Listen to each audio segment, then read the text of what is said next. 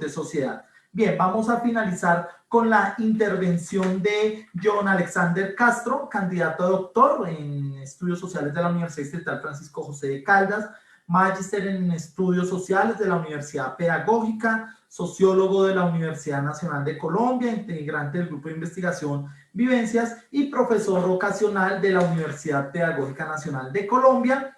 Y su intervención se titula La violencia de los hinchas en tiempos de restricciones en Bogotá, un caso interesante que sin duda vivenciamos el año pasado. Adelante, John, y muchas gracias. Bueno, primero que todo, muchísimas gracias a ustedes por la invitación a este seminario. Gracias particularmente al profesor Adrián Serna.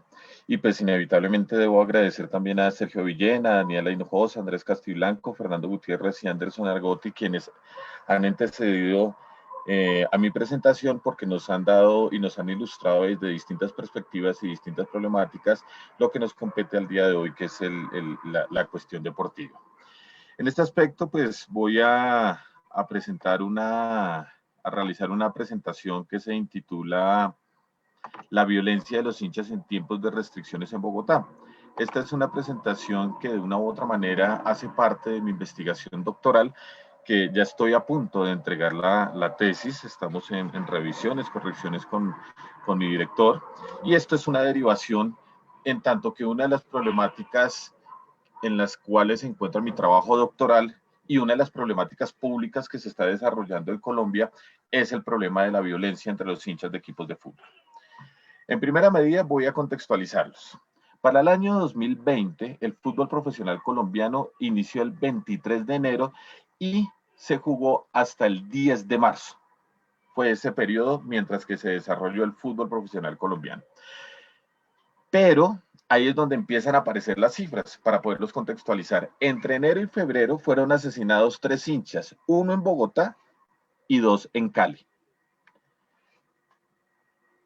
A partir de la última fecha que se jugó fue el 10 de marzo, a partir del 11 de marzo queda cancelado o suspendido mejor el fútbol profesional colombiano. Ustedes ya conocen la causa. Esto no fue un fenómeno local o nacional, sino un fenómeno global, y la cancelación estuvo relacionada con la propagación de la enfermedad infecciosa COVID-19. Pero aparecen otra vez nuevas cifras. Entre mayo y junio, mientras que Colombia se encontraba en aislamiento preventivo obligatorio, fueron asesinados 2 hinchas en Bogotá. Cuando el fútbol profesional colombiano se reanuda en septiembre 18 y concluye para diciembre 29, entre octubre y diciembre, cuando no hay ingreso de público a los estadios, fueron asesinados 3 hinchas, 2 en Bogotá y 1 en Cali. De esta manera tenemos que para el año 2020 alcanzamos una cifra de 8 asesinados en hechos que relacionaron a hinchas de clubes de fútbol. No solo en Bogotá, pero las cifras más preocupantes se han desarrollado en Bogotá. ¿Por qué motivo? Porque en 2021, entre enero, febrero y marzo, cuando aún no se permite el ingreso de público a los estadios de Colombia, han asesinado a 6 personas. 4 hinchas en Bogotá, 1 en Cali, y en uno de esos enfrentamientos falleció una niña por una bala, que usualmente se dice como bala perdida, una bebé también en la ciudad de Cali, mientras se enfrentaban hinchas del América contra hinchas del Cali. Para el año 2021, las personas que han resultado asesinadas nos muestran que la violencia del fútbol no le compete únicamente a los hinchas que integran las denominadas barras bravas, sino que por el contrario, personas que estén alrededor de este tipo de manifestaciones pueden resultar involucradas y en los hechos más graves resultar muertos o asesinados. ¿Cuál es el propósito de la presentación que vengo a presentarles a ustedes el día de hoy? Lo que me interesa es lograr explicar el combate o la violencia entre los hinchas, quienes son parte de lo que se denomina como una barra brava. Lo que en términos, si se quiere, antropológicos, implica lo émic, que es un concepto, es cuál es el concepto que utilizan los actores sociales en un grupo social para explicar y entender sus manifestaciones. El combate. Para aquellos que están por fuera de las denominadas barras bravas, se utiliza el concepto de violencia para explicar precisamente ese tipo de manifestaciones por fuera del grupo social. En ese aspecto, es necesario caracterizar que la competencia deportiva, el enfrentamiento entre los clubes de fútbol, genera unas rivalidades en el contexto del fútbol. Los hinchas, quienes siguen a distintos equipos de fútbol, bueno, es necesario decir, cada uno debe seguir un equipo de fútbol.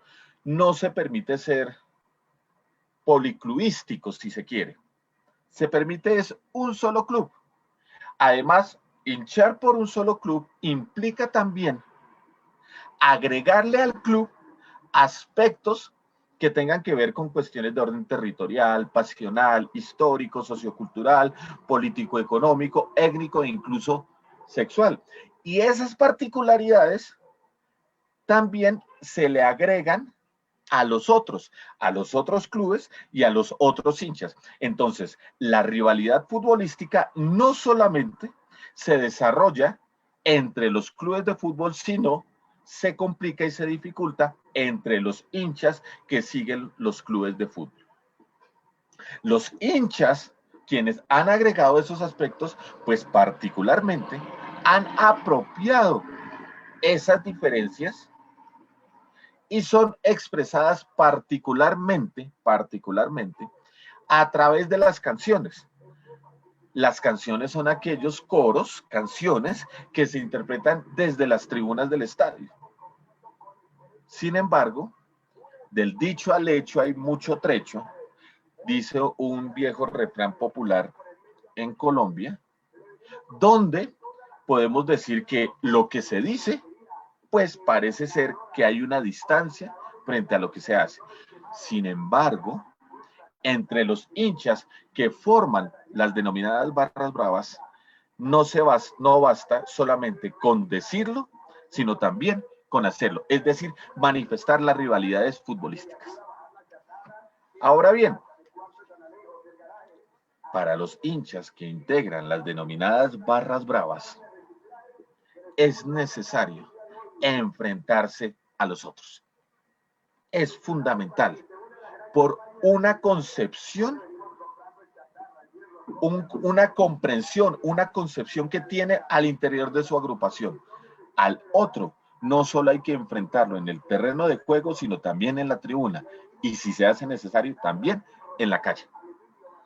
En un inicio, los enfrentamientos, particularmente en Bogotá, se desarrollaban usando el cuerpo, ya fuese cabeza, brazos o piernas, pero con el surgimiento o el crecimiento mejor de las denominadas barras bravas, se recurrió a palos de madera, varillas, piedras, armas blancas y de fuego.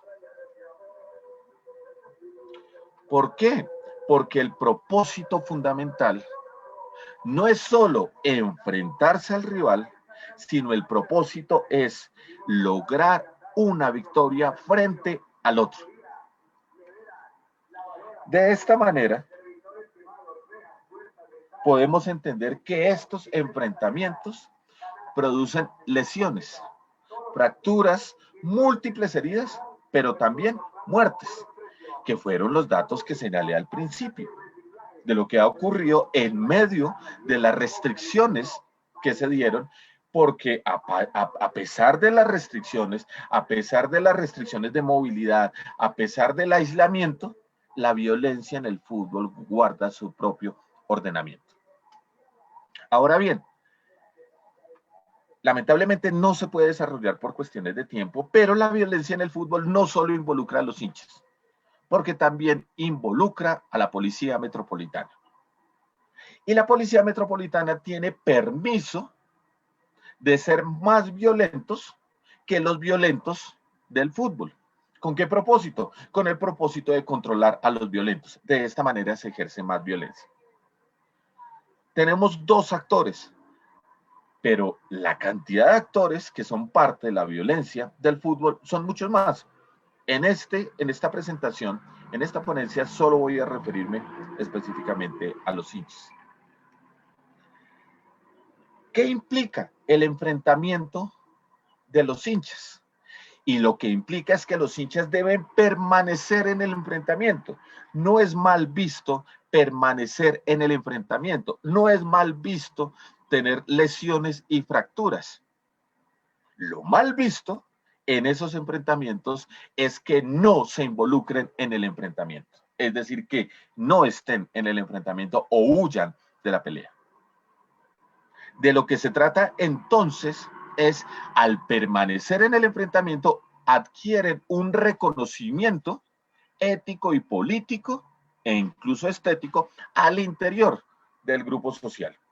Estos enfrentamientos se denominan como combate al interior del grupo social. Y pues quien esté dentro del enfrentamiento, quien participe en el enfrentamiento, quien permanezca en el enfrentamiento, pues efectivamente va a exhibir unas habilidades como peleador. En ese aspecto, recojo un testimonio de uno de los hinchas, quien pertenecía a una de las barras bravas de Bogotá, y me especifica, a través de distintos diálogos, qué es lo que para él significa el combate. Y dice, primero, el combate tiene tres finalidades. La primera, se mantiene por venganza. Otra, por venganza en tanto que me hicieron algo, ahora me voy a vengar frente a lo que me hicieron. La otra, el combate se desarrolla para defender un territorio. Y tercero, e interesantísimo, es que debo ir a quitarle las propiedades al otro. Al otro debo ir a quitarle sus propiedades. ¿Y cuáles son las propiedades más valiosas de las denominadas barras bravas? Pues las banderas. Los trapos, dicen en Argentina. Pancartas, dicen en otros lugares. Sí, es cierto, a las barras bravas les interesa la fiesta y lo carnavalesco. Pero lo que interesa también es el combate. Y él mismo lo identifica. Primero era cuerpo a cuerpo, pero luego ya se empiezan a incluir otro tipo de aspectos, por lo anteriormente señalado. ¿Y qué es? Lo que interesa es ganar en el enfrentamiento físico, en el enfrentamiento. En ese aspecto, para interpretar lo que ha dicho Augusto,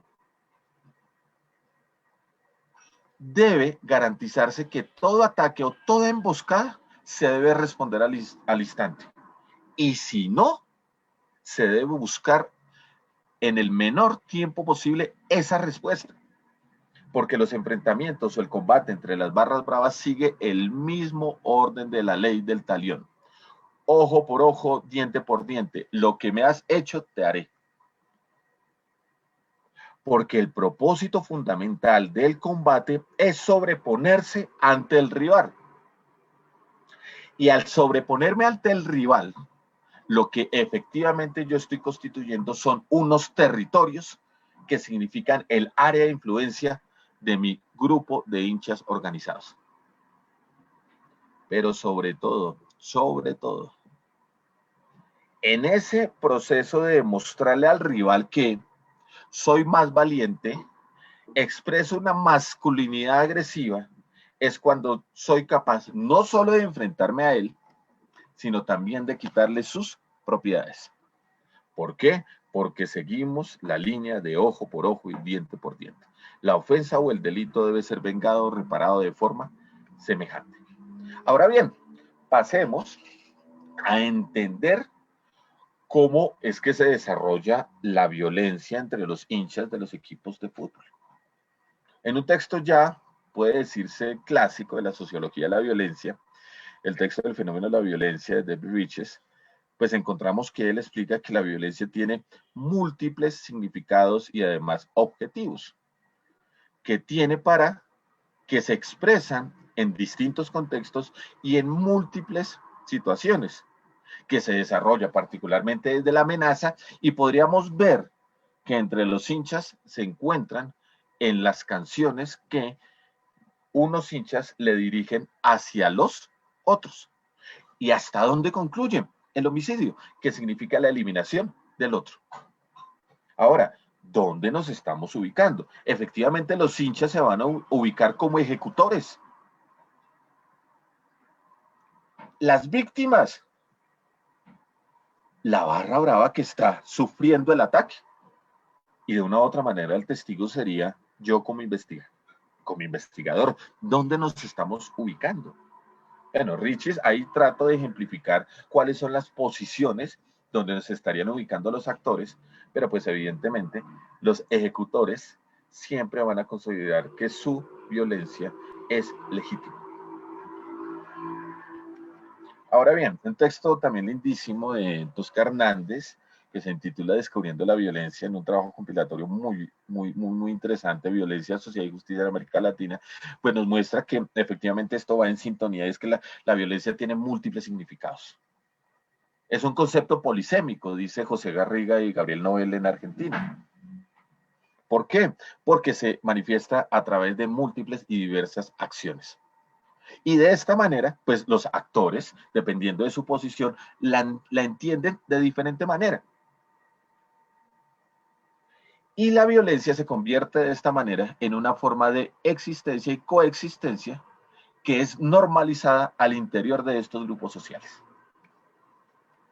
En ese mismo texto, el texto de Roberto Briceño, que es uno de los textos que abre esa compilación ya mencionada, muestra la importancia del uso de las armas. Y es que las armas nos demuestran a nosotros es mayor, en términos simbólicos, mayor fuerza y mayor masculinidad frente a los otros. Y aquí vuelve, entonces ya tenemos la perspectiva, ya fue la contextualización, la perspectiva EMIC, la perspectiva ETIC, y aquí una cita, me autocito, de un trabajo publicado recientemente, y es donde yo hacía una comparación, y es que en Argentina entre 1922 y 2018 se produjeron 332 muertes por múltiples causas, no necesariamente las relacionadas con la violencia del fútbol. Es decir, que en esos 96 años tenemos un promedio. Estamos en un país un poco violento, no digo Argentina, sino el nuestro, que nos atrevemos de hacer unas estadísticas. Parece ser que uno no tuviese corazón acá para hacer este tipo de estadísticas, simplemente los fallecidos se convierten en números. Es decir, que en Argentina tiene 3.46 fallecidos por año. Sin embargo, en Colombia, entre 2004 y 2018, 14 años, fueron asesinadas 154 personas. Es decir, que tenemos 11 crímenes por año. Es decir, que el país, usualmente se dice que uno de los países más violentos en relación con la violencia del fútbol es Argentina. Colombia registra 3.18 más muertes relacionadas con la violencia del fútbol que en Argentina.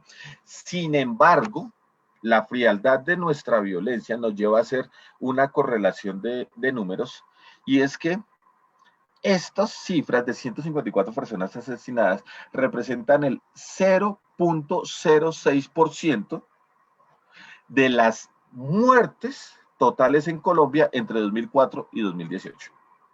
Es decir, que nuestra violencia es más violenta que otras violencias en otros contextos, pero que esta violencia es mínima en relación con otras violencias en nuestro contexto. En un texto posterior, hecho en coautoría con Marta Arcos, y pues analizando, venga, estamos en tiempo de restricciones, porque hay muertos cuando no hay partidos de fútbol, cuando no hay campeonatos y por supuesto cuando no hay ingreso a los estadios. Y es que evidentemente los crímenes nos han demostrado que si se disputa el campeonato o no, la violencia entre las hinchadas o las barras bravas es aparte y mantiene su propia lógica. Está al margen del fútbol. Aunque las barras bravas se organizaron a partir de los clubes, sus dinámicas son independientes. Ya para ir cerrando, quedan 40 segundos, a partir de los 20 minutos dados inicialmente, es, bueno, ¿y el Estado qué ha hecho?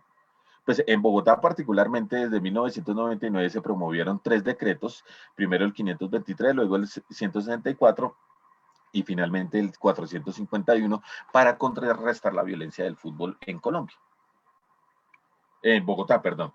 Luego, la problemática de la violencia no solo se desarrolló en Bogotá, sino en distintas ciudades que llevó a los gobiernos nacionales primero a establecer la ley 1270 de 2009, pero que básicamente es la repetición de los decretos ya mencionados, y también algo interesantísimo como aparece el decreto 1007 del año 2012. En ese aspecto, pues vamos a tener que en términos legales, en términos legítimos, se ha procurado contrarrestar a través de la legislación la violencia del fútbol. Sin embargo, a partir de las cifras mencionadas, no se ha reducido. También se han hecho otras leyes que no están asociadas directamente al fútbol, pero que tienen que ver con la violencia del fútbol. La ley 1445 del 2011, la 1453 del 2011 también, y la 1801 del 2016. Ahora bien, estas cifras son bastante preocupantes, que resumen, les decía, citando el texto de mi autoría, decía, mire, entre 2004 y 2019 hay 154 muertos. Pero en la gráfica, aquí me equivoqué en la escritura, es entre 2001 y 2021 en Colombia alrededor de 187 personas han sido asesinadas. 187. Sin embargo, hay que aclarar que esos 187, 6 son del 2021 y apenas llevamos 3 meses, nos faltan 9. ¿Eso qué implica? Y con esto cierro. Sí, existen leyes en Colombia. Sí, los gobiernos distritales y nacionales han buscado contrarrestar la violencia del fútbol, pero que existan leyes no implica el inmediato cumplimiento de las mismas. Es decir, los índices de violencia no se han reducido y el comportamiento violento de las barras bravas no ha desaparecido, pues el combate tiene mayor legitimidad entre los hinchas que forman las barras bravas que la misma legislación establecida. Muchas gracias. John, muchas gracias por la intervención que has realizado en estos momentos. Y John empieza con una tesis o una hipótesis provocadora, ¿no? ¿Está asociada la pandemia y la restricción necesariamente a una reducción de la violencia? Y cuando empieza a demostrar que no necesariamente la pandemia y el confinamiento ha significado una reducción de la violencia, empezamos también a darnos cuenta de un tema transversal que hemos dialogado durante este seminario. Un virus selectivo, una pandemia acomodada de acuerdo a las circunstancias, y en este caso también pues John nos revela uno de los escenarios que más preocupan en el caso, no, en el caso del deporte, digamos con espectáculo masivo no, pero sí desde los estudios del deporte, y es la función de las barras bravas y estos nuevos relatos en los que las barras bravas encuentran en el deporte, parafraseando a Clausewitz, casi que la barra brava es la continuación del enfrentamiento deportivo por otros medios. Como también, digamos, articulando lo que decía también Andrés, hay ciertos lenguajes mediáticos en los cuales se incita a la violencia a través del enfrentamiento, del todo o nada, del vencer o morir, y cómo estos lenguajes se van retratando también a través de categorías como el combate, que muy bien ha explicado John en su presentación. Nos deja también unos datos reveladores sobre la violencia, de la manera también como se administran las cifras. Para John también hay un comentario que ya más adelante le diré en esta intervención. Invitaría pues a los colegas